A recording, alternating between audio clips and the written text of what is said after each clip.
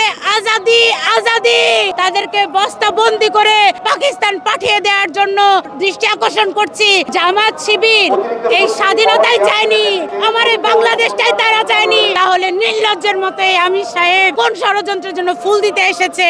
ইনকিলাব মঞ্চ যারা করে তারা বলে 1971 না 24 নাকি আসল স্বাধীনতা। যারা আমার এই বাংলা ভাষাকে উপেক্ষা করে বলে ইনকিলাব ইনকিলাব, আমরা নতুন ধারা বাংলাদেশের পক্ষ থেকে তাদের শাস্তি চাই। যারা বলে ইনসাফ ইনসাফ, আমরা তাদের শাস্তি চাই, শাস্তি।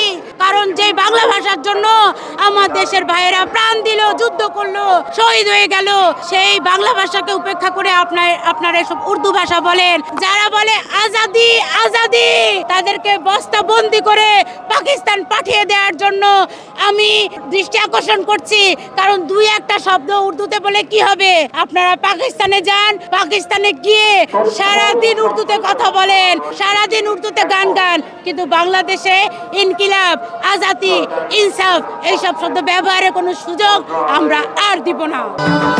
ভবিষ্যৎ হোক নিরাপদ, বিনিয়োগ হোক বিশ্বস্ত, আর আমার পছন্দ সল্ট বে।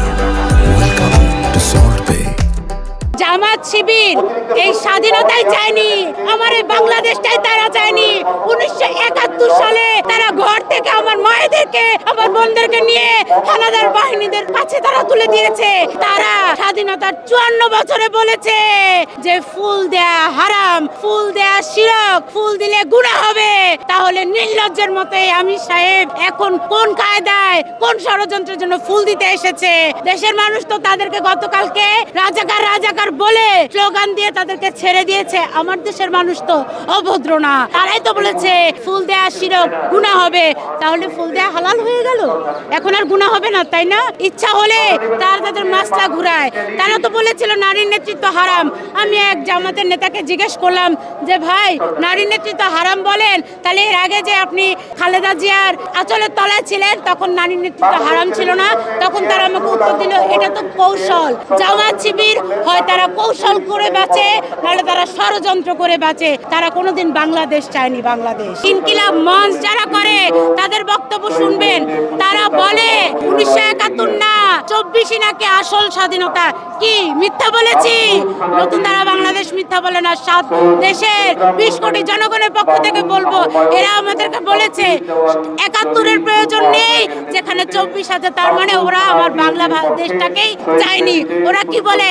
ওরা বলেছে লাল স্বাধীনতা। আরে ওরা 24টাকেই দেখে, ওরা 36 জুলাইটাকেই এই দেশে চাবলিশ করতে চেয়েছিল, ওরা তো চায়নি আমার বাংলাদেশ। তাহলে ওরা এত বাংলা শব্দ রেখে ওরা কেন ইনকিলাব মঞ্চ বানিয়েছে? ওরা এত বাংলা শব্দ রেখে ওরা কেন ইনসাফ বলে, ওরা ইনকিলাব বলে, ওরা আজাদি বলে? ওরা পাকিস্তান চলে যাবে, বাংলাদেশে থাকার ওদের কোনো যোগ্যতাই নেই।